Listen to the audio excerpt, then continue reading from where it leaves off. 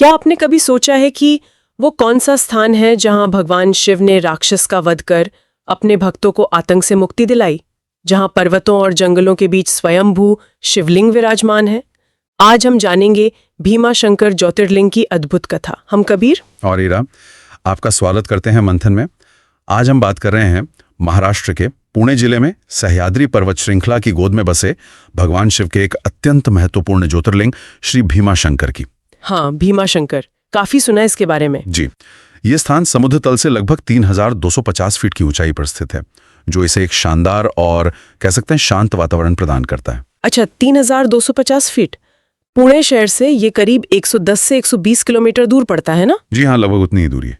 लेकिन यहाँ बात सिर्फ ऊंचाई या दूरी की नहीं है, मुझे लगता इस जगह की खासियत है इसका वो आध्यात्मिक और प्राकृतिक संगम। बिल्कुल, चारों तरफ घने जंगल और ये पूरा इलाका भीमा शंकर वन्यजीव अभयारण्य का हिस्सा है। हाँ, और ये पश्चिमी घाट में आता है, जिसे दुनिया के प्रमुख जैव विविधता हॉटस्पॉट्स में गिना जाता है। मतलब बहुत महत्वपूर्ण जगह है ये पर्यावरण के लिहाज से भी। सही कहा, यह अभयारण्य 1984 में स्थापित किया गया था और इसका एक मुख्य उद्देश्य था भारतीय विशालकाय गिलहरी शेखरू। हाँ, शेखरू, जिसे स्थानीय भाषा में शेखरू कहते हैं और जो महाराष्ट्र का राज्य पशु भी है, उसके प्राकृतिक आवास की रक्षा करना।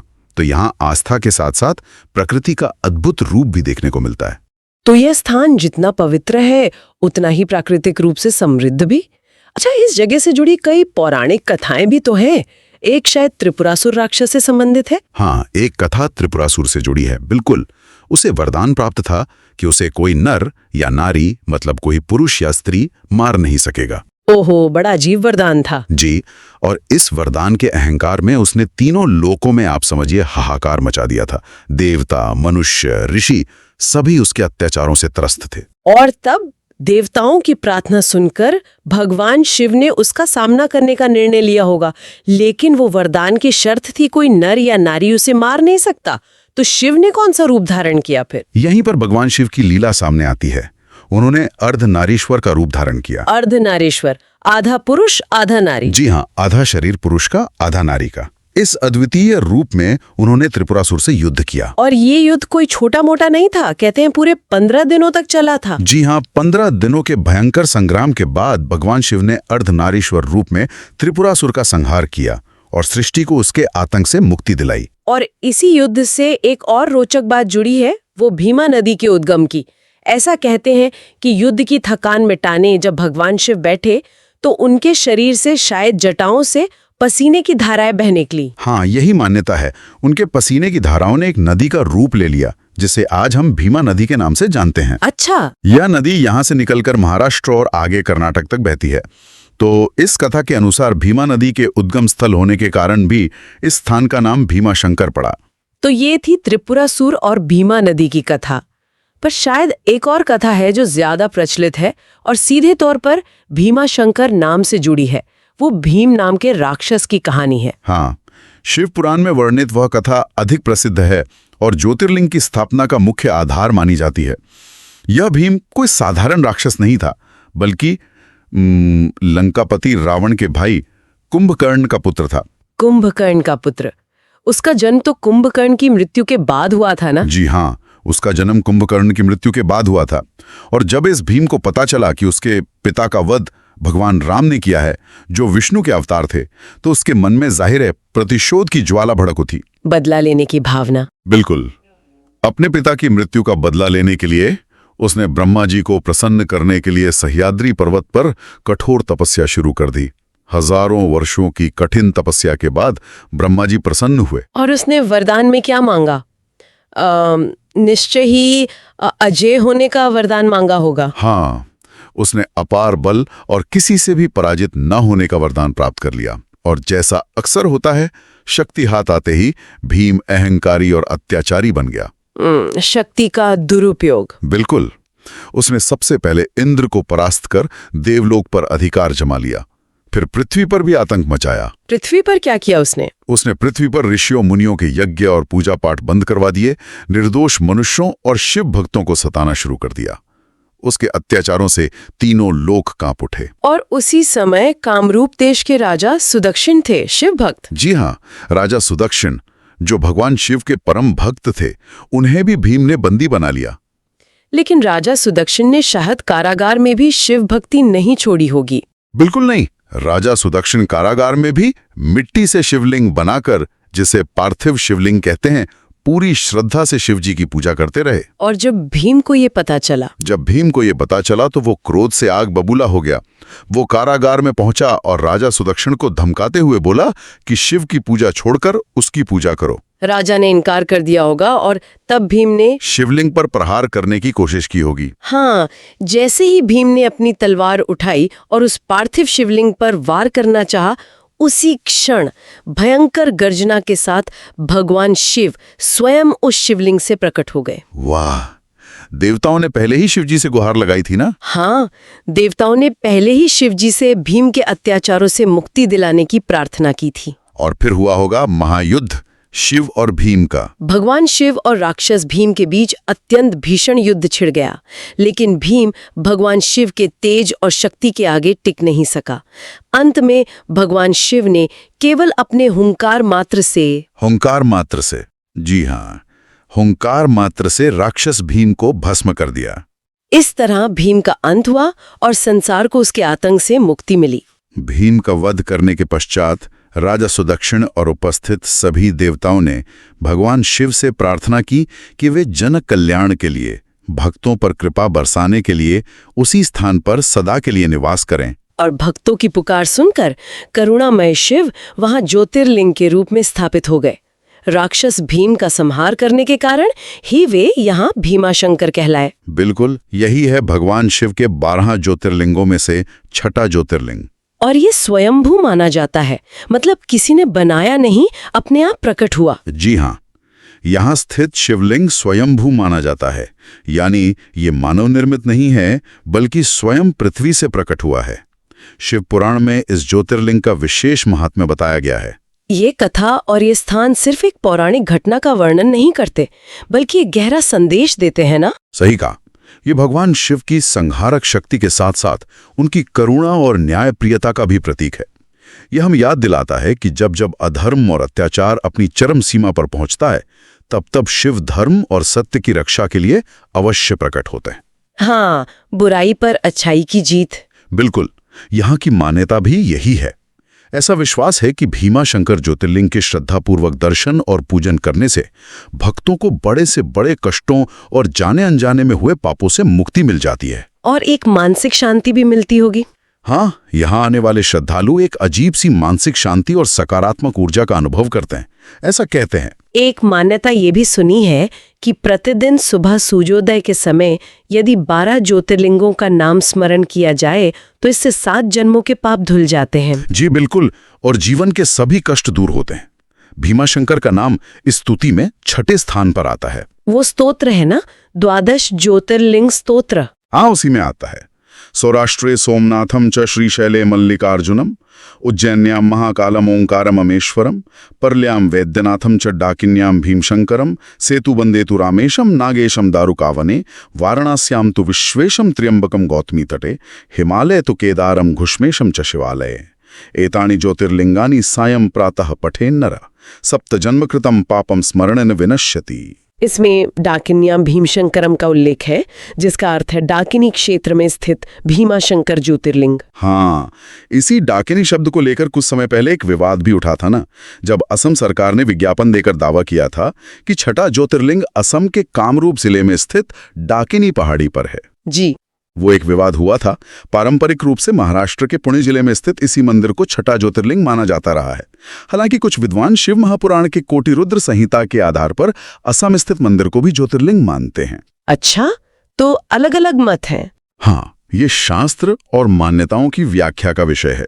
हम यहाँ ऐसे केवल जानकारी के तौर पर प्रस्तुत कर रहे हैं, बिना किसी पक्ष का समर्थन किए। बिल्कुल। अब अगर मंदिर की बात करें तो इसकी बनावट भी काफी खास है। ये नागर शैली में बना है। हाँ, नागर शैली में, और इसमें प्राचीन और नवीन दोनों तरह की वास्तुकला का मिश्रण दिखता है।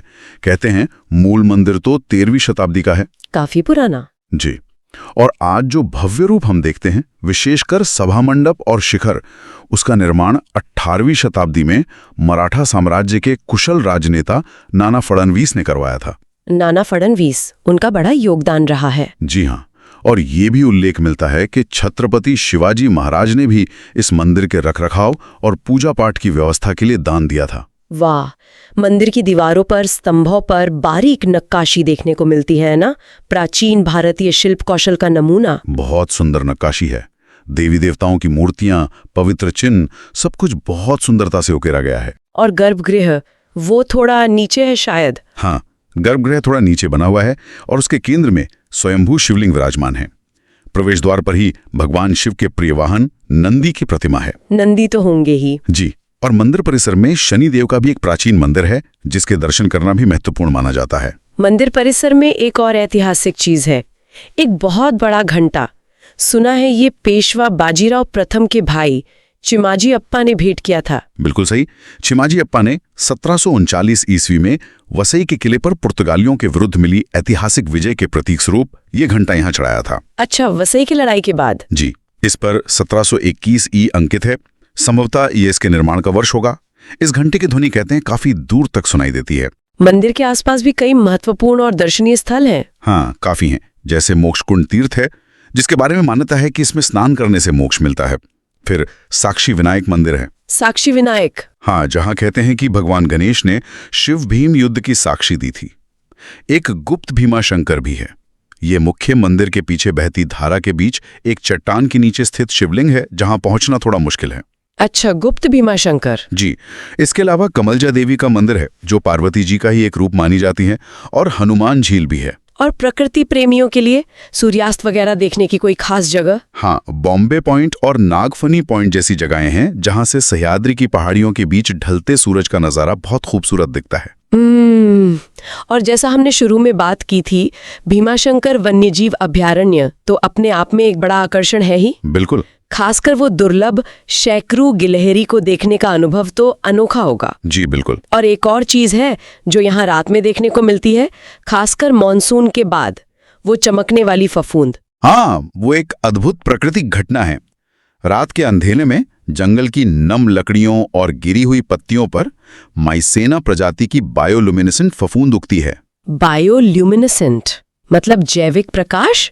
हाँ, ये फफूंद एक जैविक प्रक्रिया, जिसे बायोल्यूमिनेसेंस कहते हैं, के कारण हल्की नीली हरी रोशनी छोड़ती हैं।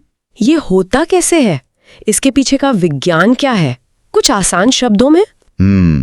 इसमें फफूंद के अंदर मौजूद ल्यूसीफेरिन नाम का एक रसायन होता है। ल्यूसीफेरिन? हाँ, जो ऑक्सीजन और ल्यूसीफेरेज नामक एंजाइम की उपस्थिति में प्रतिक्रिया करता है। इस प्रतिक्रिया के दौरान ऊर्जा प्रकाश के रूप में निकलती है। अच्छा, केमिकल रिएक्शन से रोशनी। जी, रात के अंधेरे में जब जंगल का फर्श इन अनगिनत चमकते बिंदुओं से भर जाता है, तो ऐसा लगता है मानो आसमान के तारे जमीन पर उतर आए हों। ये वाकई एक जादुई नजारा होता है। वाह, प्रकृति के भी कितने रहस्य हैं। अच्छा, अगर कोई यहाँ आने की योजना बना रहा हो तो उनके लिए कुछ जरूरी जानकारी, जैसे पहुंचना कैसे है? सबसे नजदीकी एयरपोर्ट और प्रमुख रेलवे स्टेशन पुणे है, जो यहाँ से करीब 110-120 किलोमीटर दूर है। ठीक है, पुणे। पुणे के शिवाजी नगर बस स्टैंड से महाराष्ट्र राज्य परिवहन MSRTC की बसें नियमित रूप से भीमाशंकर के लिए चलती हैं। बस का सफर करीब 4 से 6 घंटे का होता है। 4 से 6 घंटे? अच्छा, निजी गाड़ी या टैक्सी से भी जा सकते हैं? हाँ, बिल्कुल जा सकते हैं। रास्ता सुंदर है, लेकिन ध्यान रखें कि ये वन क्षेत्र है, तो कभी कभी वन विभाग का परमिट लेना पड़ सकता है। वो चेक करना बेहतर रहता है। ठीक है। और मंदिर के खुलने बंद होने का समय?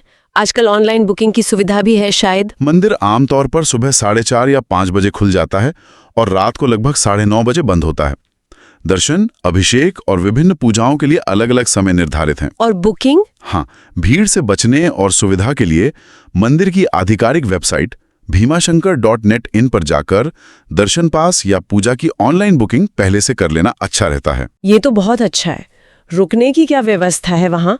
क्या एक दिन में घूमकर वापस पुणे आना संभव है? हाँ, बहुत से लोग पुणे से एक दिन की यात्रा पर आते हैं और शाम तक लौट जाते हैं। ये बिल्कुल संभव है। और अगर रुकना चाहें? अगर रुकना चाहें तो मंदिर और बस स्टैंड के पास कई धर्मशालाएं और बजट होटल उपलब्ध है। हालांकि सावन के महीने, महाशिवरात्रि और सोमवार जैसे विशेष दिनों पर यहाँ काफी भीड़ होती है और रुकने की जगह मिलना मुश्किल हो सकता है या कीमतें बढ़ सकती हैं।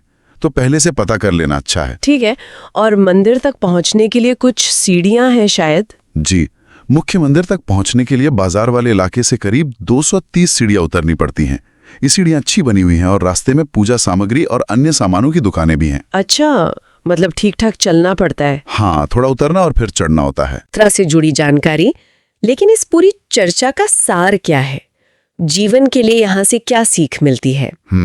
मुझे लगता है जैसे शिव ने भीम नामक राक्षस का वध कर भक्तों को भय से मुक्त किया, वैसे ही हमें भी अपने जीवन के भीम यानी हमारे अंदर बैठे डर, लालच, क्रोध और अहंकार रूपी राक्षसों को पहचानकर उन्हें हराना होगा। बिल्कुल सही कहा। ये बुराई पर अच्छाई की जीत का प्रतीक है, कुछ वैसा ही जैसा हमें दशहरा का पर्व याद दिलाता है ना? सही। ये कथा हमें प्रेरित करती है कि अन्याय और अधर्म चाहे कितना भी शक्तिशाली प्रतीत क्यों ना हो, अंततः सत्य और धर्म की ही विजय होती है। और सबसे महत्वपूर्ण बात, भीमाशंकर हमें ये सिखाता है कि जब हम पूरी निष्ठा और श्रद्धा से धर्म और भक्ति के मार्ग पर चलते हैं तो शिव स्वयं हमारे रक्षक बन जाते हैं। सच्ची भक्ति में वो शक्ति है जो हमें आंतरिक बल देती है। और सच्ची भक्ति केवल बाहरी कर्मकांड नहीं है, ये हृदय को कोमल बनाती है, मन से ईर्ष्या, द्वेष, अहंकार जैसे नकारात्मक भावों को मिटाती है। जब मन निर्मल होता है तभी हमें परम शांति का अनुभव होता है। भीमाशंकर का यही संदेश है, भक्ति से शक्ति और शांति दोनों मिलती हैं। तो इस चर्चा के अंत में श्रोताओं के लिए एक विचार छोड़ जाते हैं। क्या आपके जीवन में भी कोई ऐसा भीम है, कोई ऐसी नकारात्मक शक्ति, कोई डर या कोई बुरी आदत जिसे हराने के लिए आप भगवान शिव से शक्ति और मार्गदर्शन मांगेंगे? ओम नमः शिवाय।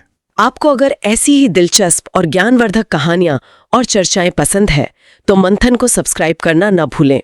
हमें कमेंट करके जरूर बताएं कि भीमाशंकर ज्योतिर्लिंग पर यह चर्चा आपको कैसी लगी। कल फिर मिलेंगे एक नए विषय और नई गहराइयों के साथ। तब तक के लिए अपना ख्याल रखें। मंथन जारी रहे।